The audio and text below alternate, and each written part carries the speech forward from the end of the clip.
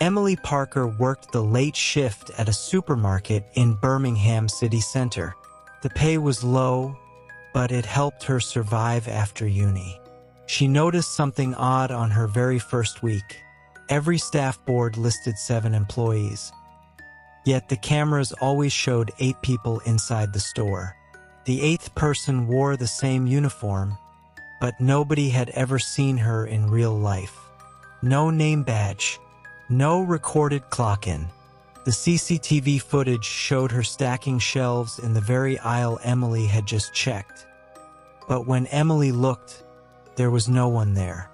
One night, Emily finally asked her manager about the mystery girl. He froze and simply said, "Don't acknowledge her. Ever."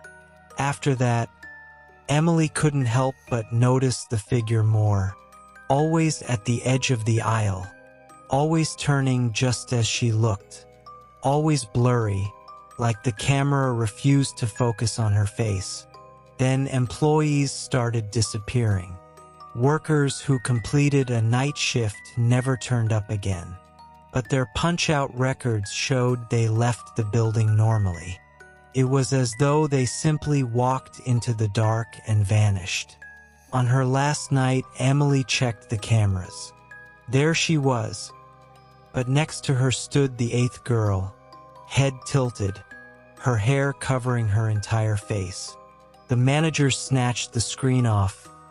"If she looks directly at you, you're next." The power cut. Lights died row by row, moving toward Emily. The last thing she felt was a cold hand gripping her wrist. By morning, Emily wasn't there. Her locker was empty, her contract deleted. The staff board again showed 7 employees. But on the cameras, there are still 8, and the newest one has Emily's face. Alice Morgan rented a tiny flat in Camden Town. Above her lived an elderly woman named Mrs. Whitmore. Polite, quiet, always in her wheelchair. But every night at 2:33 a.m. sharp, Alice heard footsteps pacing the floor above hers. Slow, heavy, then dragging, as if someone collapsed and was trying to crawl.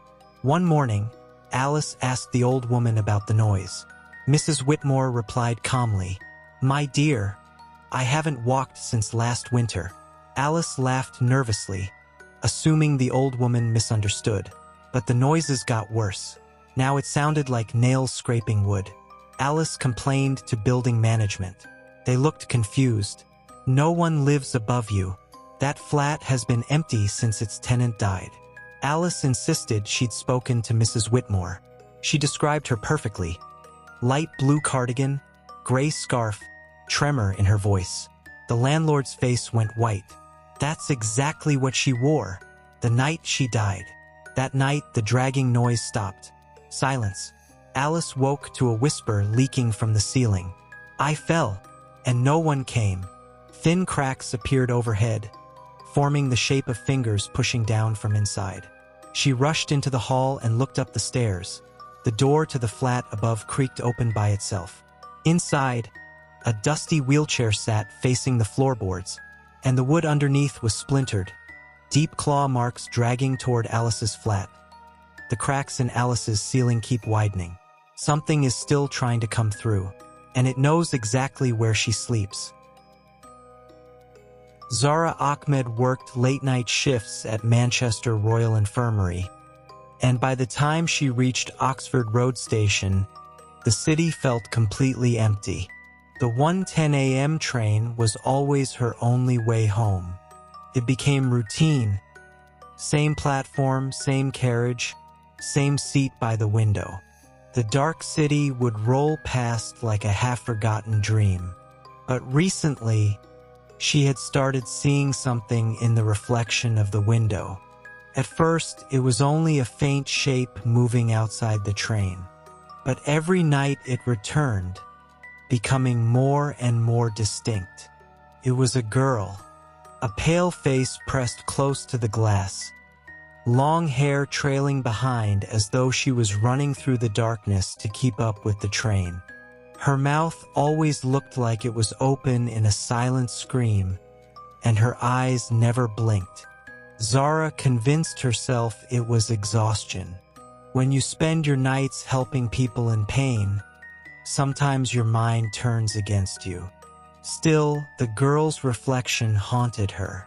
Streetlights would flash by, and for just a split second, the face would appear fully clear, then vanish again into the black.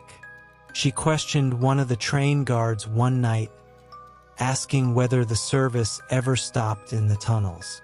His response came quicker than she expected. "Never. We pass through them, that's all. We don't stop there." His tone sounded too certain, almost rehearsed.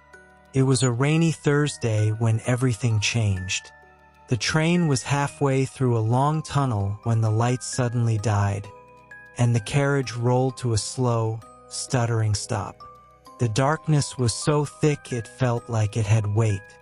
Zara waited for people to panic or at least talk something, but every passenger stood up in eerie silence. Their movements were smooth and perfectly timed, as though commanded by some invisible signal. Their eyes looked blank, and their faces were drained of any expression. One by one, they walked towards the doors. A distorted announcement crackled through the speakers. "Final stop. Please leave everything behind, including your body." When the doors slid open, there was no platform, just a pitch-black tunnel that swallowed every trace of light. The passengers stepped out and disappeared instantly into the darkness. There wasn't even the sound of their footsteps. Zara sat frozen in her seat, unable to move or breathe properly. She turned towards the window, and her heart almost stopped.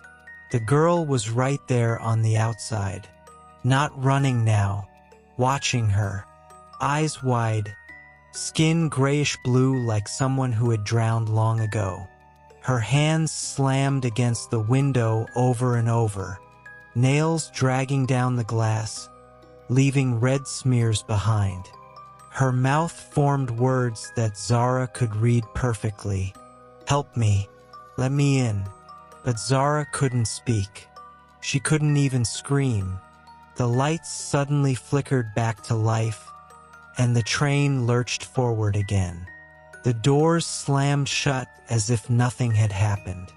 When Zara looked around, every seat was empty. She was the only one left. At the next station, she stumbled onto the platform and ran to inform the staff. They tried to reassure her, but when they reviewed CCTV footage, their expressions changed. There was no record of the train arriving, no passengers entering or leaving.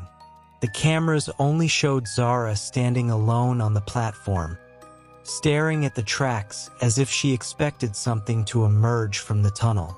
The incident was quietly dismissed as exhaustion. Zara insisted she wasn't imagining anything, but no one took her seriously. A week later, she vanished. Her travel card shows she entered Oxford Road Station at 1:08 a.m. Security footage captured her walking to Platform 2. The lights flickered for a second, and she simply vanished from the frame. She was never seen walking away. Night staff now refuse to work that late. They report glimpsing a lone girl standing at the edge of Platform 2 shortly after 1 a.m. A faint knocking echoes from deep inside the tunnel, like someone trapped behind a pane of glass. And on the grainy security monitor, a badge sometimes catches the light on the girl's chest. It reads, Zara A. They say she isn't on the train.